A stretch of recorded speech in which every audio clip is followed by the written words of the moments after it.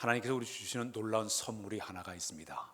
그것이 바로 우리의 마음속에 감사할 수 있는 그런 마음을 품도록 인도해 주시게 됩니다. 따라서 할까요? 감사하는 마음. 하나님의 거룩한 영이 우리 마음속에 역사하면서 우리 마음속에 감사할 수 있는 그런 마음을 선물로 주시게 됩니다. 위로는 하나님의 그 은혜에 대한 감사가 우리 마음에 넘쳐나고, 또 아래는 사람과 사람 속의 관계 속에서도 감사할 수 있는 그런 마음을 하나님의 거룩한 영이 우리 마음속에 부어주시게 되는 것입니다. 유대인들의 인생 독본인 탈무드에 보게 되면 이런 이야기가 있습니다. 세상에서 가장 지혜로운 사람은 어떤 사람이냐? 배우기를 즐기는 사람이 가장 지혜로운 사람이라 그랬습니다. 그러나 세상에서 가장 행복한 사람은 어떤 사람이냐? 늘 감사하며 사는 사람이 가장 행복한 사람이라고 그렇게 이야기를 했습니다. 이 감사는 행복을 여는 하나의 열쇠라고 볼 수가 있습니다. 스위스의 그 조명한 사상가이면서 법률가였던 칼 힐트라는 사람이 행복론이라는 책을 써냈습니다.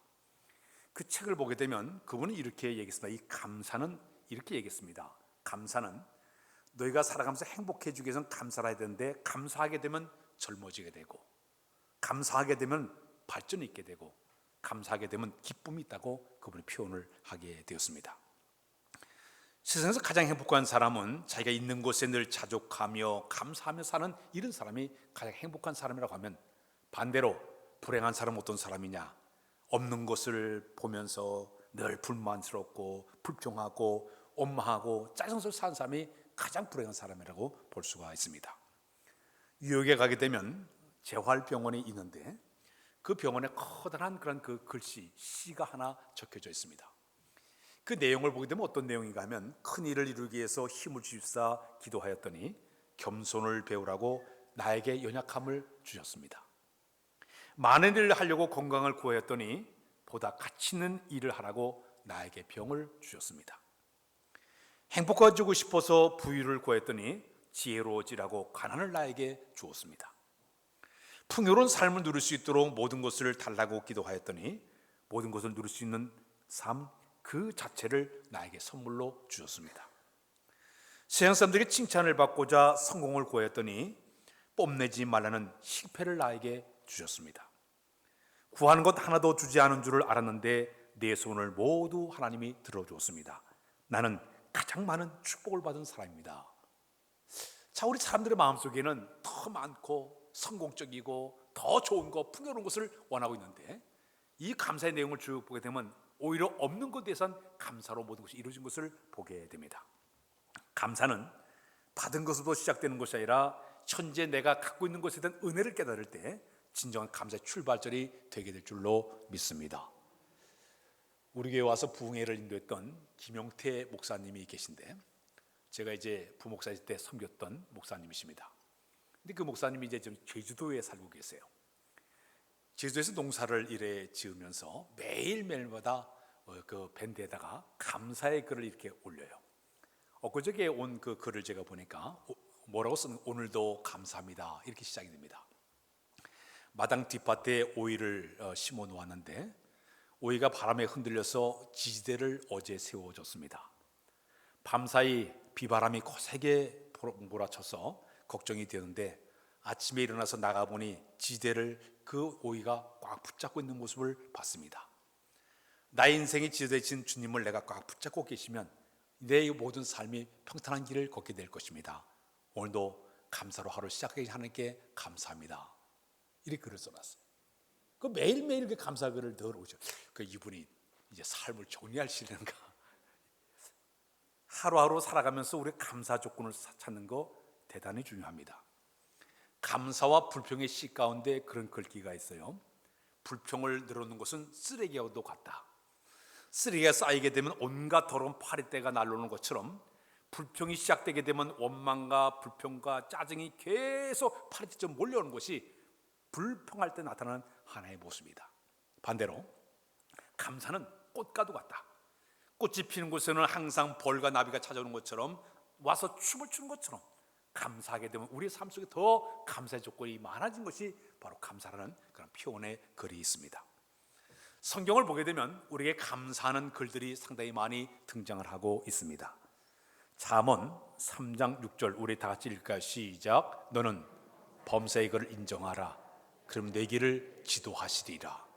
내 삶을 인정하고 하나님께 맡기는 그 순간 하나님께 우리의 하루하루의 모든 삶을 그분이 지도한다는 그런 말씀이 있습니다. 고린도서 4장 2절에 보게 되면 우리 다 같이 읽을까요? 시작. 기도를 계속하고 기도에 감사함으로 깨어 있으라. 고린도서 3장 15절에도 이런 말씀이 있어요. 우리 다 같이 읽을까요? 시작. 그리스도의 평강이 너희 마음을 주장하게 하라. 너희는 평강을 위하여 함부로 부르심을 받았나니 너희는 또한 감사하는 자가 되라. 시편 100편 4절에도 그런 말씀이 있습니다. 시작. 감사함으로 그 문에 들어가며 찬송함으로 그의 궁정에 들어가서 그에게 감사하며 그 이름을 송축할지어다. 성경 구석구석 감사하라, 감사하라, 심지어는 감사하는 자가 되라 명령적으로 이렇게 나와 있는 것을 보게 됩니다. 금세기 초엽에 미국을 움직였던 설교가였고 신학자였던 라인홀드 리버라는 분이 계십니다. 그분은 우리 기독교인들은 살아가면서 세 가지의 덕목이 필요하다. 믿음과 사랑과 소망은 반드시 있어야 된다. 근데 그곳에 하나의 덕목이 더 필요한데 그것이 바로 감사라고 그분이 얘기했어요. 감사가 뭘까요? 헬라말로 이 감사를 갖다 유카리스티아라는 말을 쓰고 있습니다. 근데 이 감사란 말이 유카리스티아라는 이 말과 은혜는 카리스, 기쁨은 카라. 이 감사와 은혜와 기쁨이 똑같이 한 언어에서 이 말이 나온 것을 보게 돼요.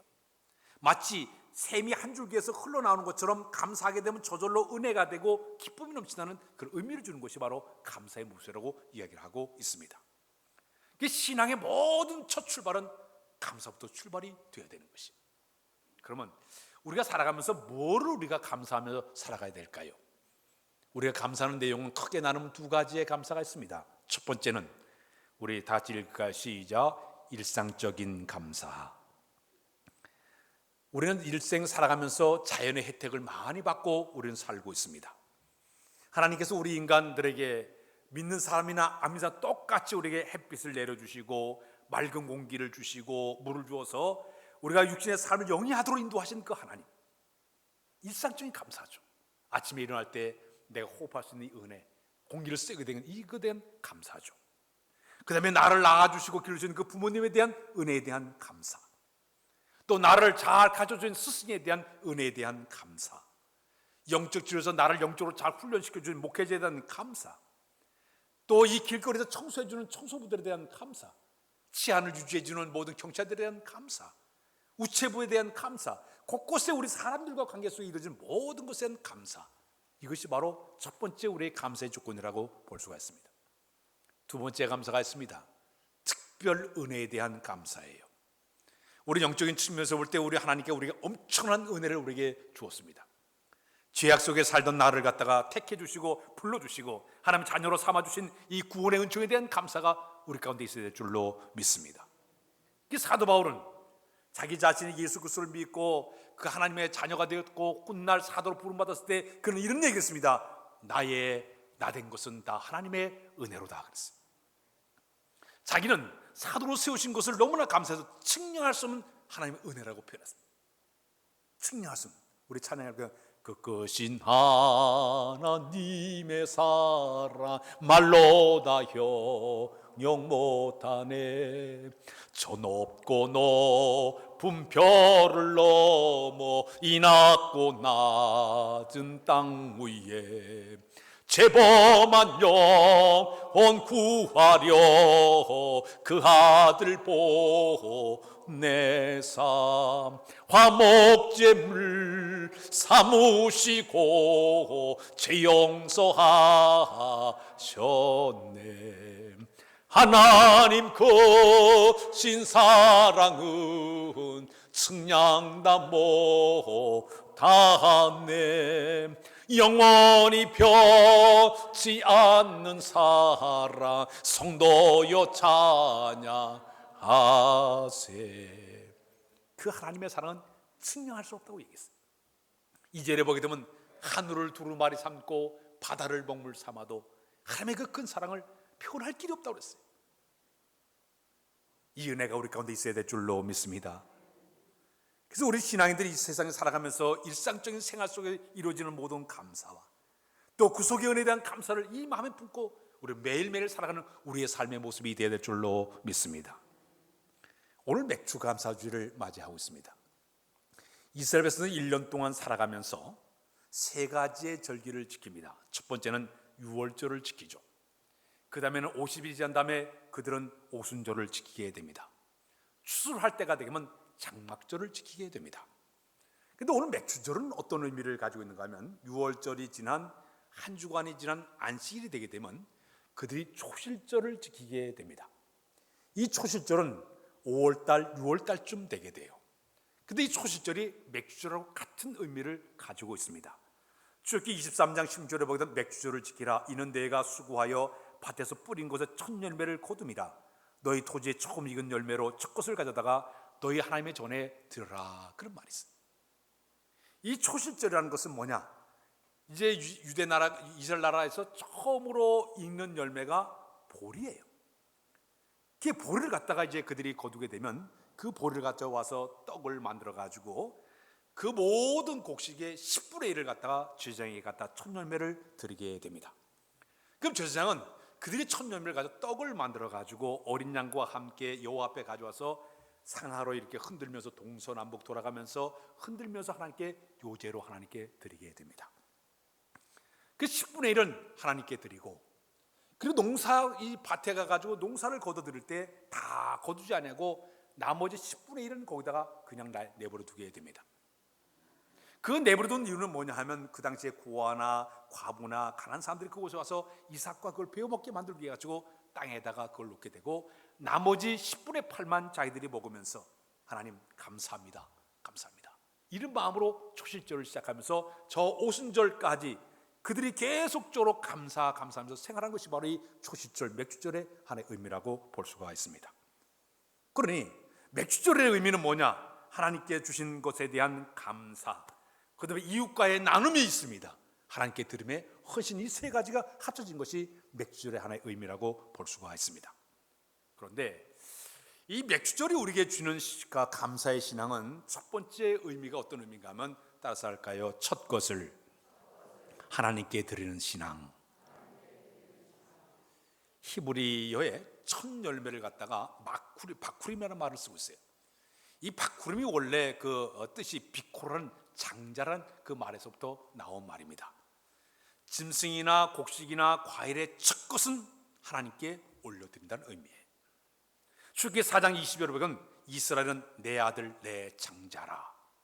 또 출애굽기 22장 29절에 너는 너의 추수한 것과 너의 짜는 즙을 드리기 전에 더디지 말고 너의 처음 난 아들을 내게 줄지니. 출애굽기 18장 10절에 보게 되면 그들이 여호와께 드린 첫 소산 곧 제일 좋은 포도주와 곡수를 내게 주었거늘. 첫 것을 이스라엘 백성은 드리기를 즐겨해요. 왜? 첫 것의 의미는 대표성의 의미를 가지고 있습니다. 모든 것의 시작의 의미가 있는 것이 바로 첫 것이에요.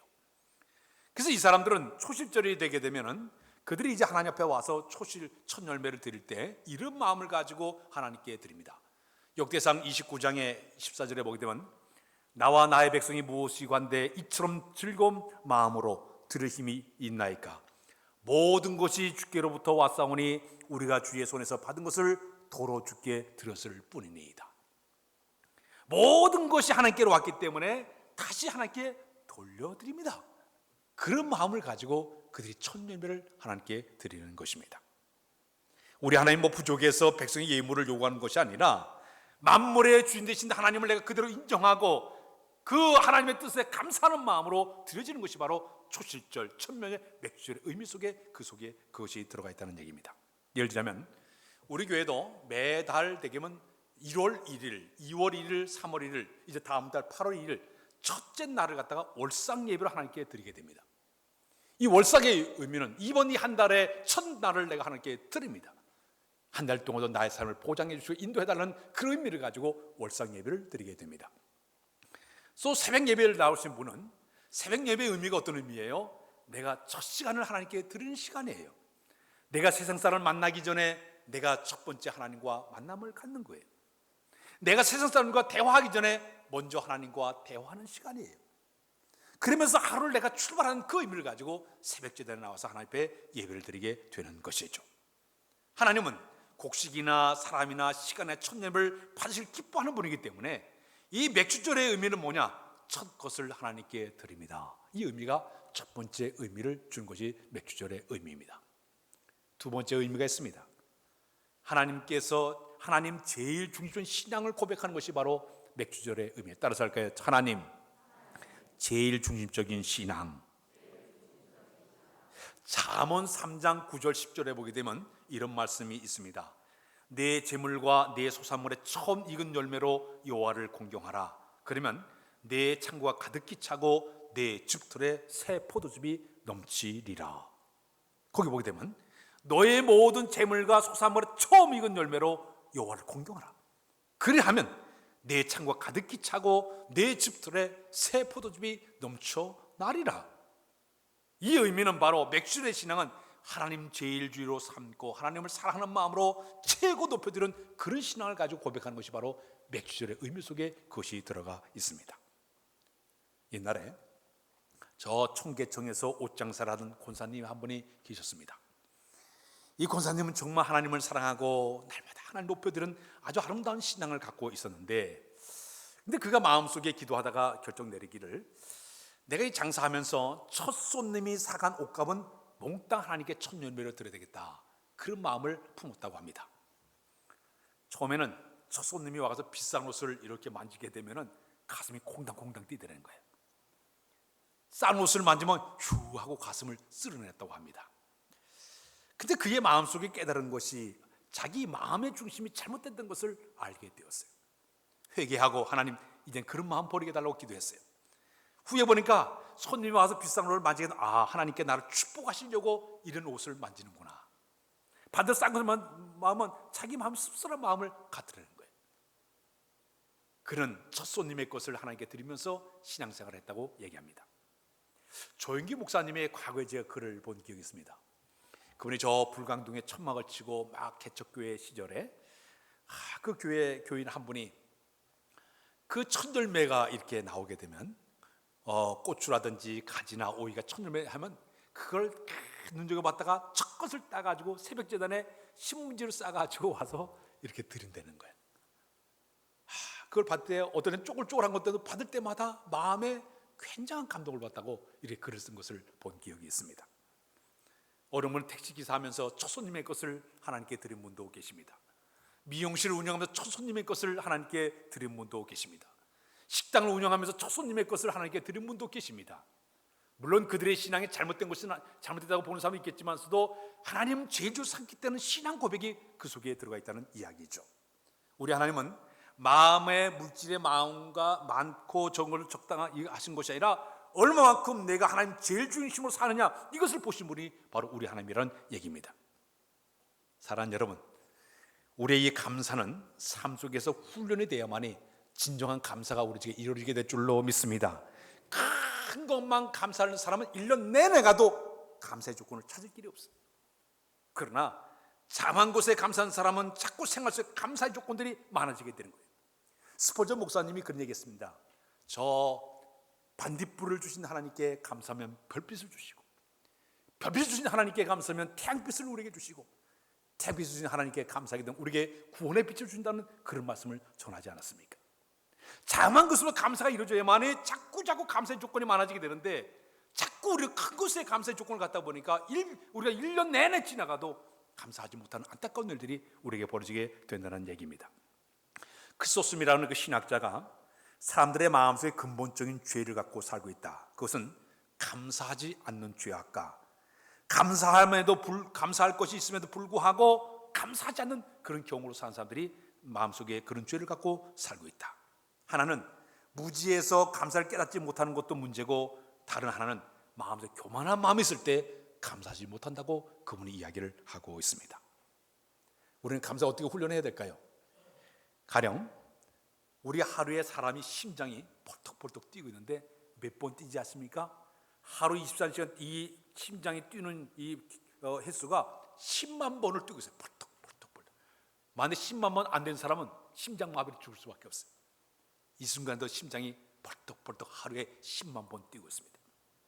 우리 몸속에 혈액이 지금 돌아가고 있습니다. 혈관을 통해 가지고 돌아가는데 그 혈관을 전부 연결하면 2억 7천만 킬로네, 지구를 몇 바퀴 돌 정도로 엄청난 핏줄이 우리 사람 몸속에 지금 돌아가고 있습니다. 어느 한 곳이 막게 되면 뇌졸중이 오게 되고 반신불수도 될 수가 있어요. 그러나 거침없이 끊임없이 혈액이 지금 우리 몸속에 지금 돌아가고 있습니다. 우리가 하루가 살아가면서 하루에 이 숨을 쉬는데 이렇게 들숨날숨 횟수만 2만 3천 번 정도 계속 숨을 쉬고 있습니다. 막히면은 죽잖아요.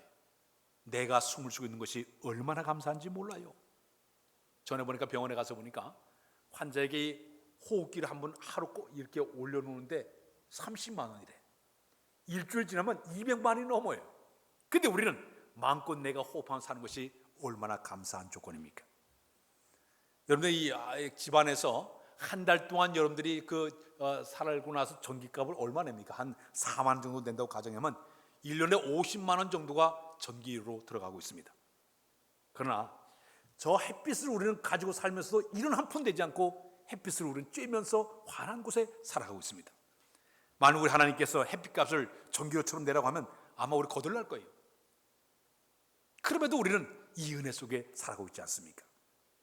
저 중동 지역에서는 물 한 드럼의 가격이 오일 한 드럼의 가격이라 그래요. 물이 너무나 귀해대요. 전 세계에 지금 식수물을 사용하지 못하고 사는 인구가 10억 정도가 물을 사용을 못하고 살고 있다고 얘기합니다. 하루에 따뜻한 음식을 먹지 못하고 영양실조로 죽는 사람이 영양실조로 걸린 사람이 8억 정도 되는 사람들이 이 지구상에 살고 있다고 얘기합니다. 전쟁과 위험과 포로 소용소에서 외로움과 고문과 고통과 굶주 속에서 고통받는 사람이 5억의 사람들이 이 지구상에 현재 살고 있습니다. 오늘 여기 나와서 마음껏 예배 드리고 있지 않습니까? 그런데도 예배당에 가고 싶어도 예배를 못 드리는 사람이 30억 정도가 예배를 못 드리면서 살아가고 있습니다. 요즘 이 코로나 바이러스가 걸려가지고 예배당에 못 오는 사람들이 굉장히 많아요. 우리 교인들 많이 빠지고 있어요. 상당히 많이 빠지고 있어요. 그 예배 드리고 싶어도 못 나오는 거예요. 어떤 사람은 집이 없고 거칠 옷도 없이 냉장고 없어서 그 음식을 넣지 못하고 살아가는 사람이 온 지구상 75%가 그렇게 살고 있다고 얘기하고 있습니다. 그러나 우리 이 세상에 살아가면서 내가 일상 속에서 이 주어진 모든 삶 속에 주시는 은혜, 주시는 모든 조건들을 생각할 때마다 감격된 삶이 우리 가운데 있어야 될 줄로 믿습니다. 그러나 그 가운데 우리 예수 믿는 전하님들에게 주신 은혜는 바로 구원에 대한 은총, 죽어야 마땅한 죄인들 불구하고 이 사망과 저주 가운데서 우리를 갖다 구원시켜 주셔서 주의 백성 삼아 주신 것은 형용할 수 없는 큰 은혜인 줄로 믿습니다. 에베소 2장 8절 9절에 보게 되면 우리 다 같이 읽어요. 시작. 너희는 그 은혜로 인하여 믿음 말미암아 구원을 받았으니 이것은 너희에게서 난 것이 아니에요 하나님의 선물이라. 행위에서 난 것이 아니니 이는 누구든지 자랑하지 못하게 하려 함이라. 여러분, 그 은혜로 말미암아 우리가 구원받아 주의 자녀된 것, 백성된 것 엄청난 은혜인 줄로 믿습니다. 요한복음 5장 24절에 그런 말씀을 다 같이 읽어요. 시작. 내가 진실로 너에게 이르노니 내 말을 듣고 또 나 보내신 이를 믿는 자는 영생을 얻었고 심판에 이지 아니하나니 사망에서 생명으로 옮겼느니라. 죽음의 자리에서 나를 건져주시고 생겨질 그 하나님, 그 은혜가 우리 가운데 넘쳐나게 되면 우리는 하나님 앞에서 정말 감사하는 마음으로 우리의 신앙의 길을 걷게 될 줄로 믿습니다. 사도 바울은 에베소 3장 8절 9절 보면 이런 고백을 했습니다. 다 같이 읽다 시작. 모든 성도 중에 지극히 작은 자보다도 더 작은 나에게 이 은혜를 주신 것은 측량할 수 없는 그리스도의 풍성함을 이방인에 전하게 하시고 영원부터 만물을 창조하신 하나님 속에 감추었던 비밀의 경륜이 어떤 것을 드러내게 하려 하심이라. 구원의 은혜를 깨닫고 나니까 측량할 수 없는 은혜를 받았다고 그런 고백을 하고 있습니다. 그는 자기를 사도로 삼으려 너무나 감사해서 이 복음을 들고 아시아와 유럽 지방을 종횡무진 사방팔방으로 미친 개처럼 다니면서 복음을 전하지 않았습니까? 자기를 구원하신 그 주님을 온 세상에 전파하면서 마지막에 순교까지 하는 이런 사람이 바로 사도 바울의 생애였습니다. 오늘 많은 사람들이 예수를 믿으면서도 그 은혜의 사랑을 깨닫지 못하고 느끼지 못하니까 신앙생활 자체가 적극성이 떨어지고 말았어요. 어정쩡한 마음으로 주를 따라가는 사람들이 많아요.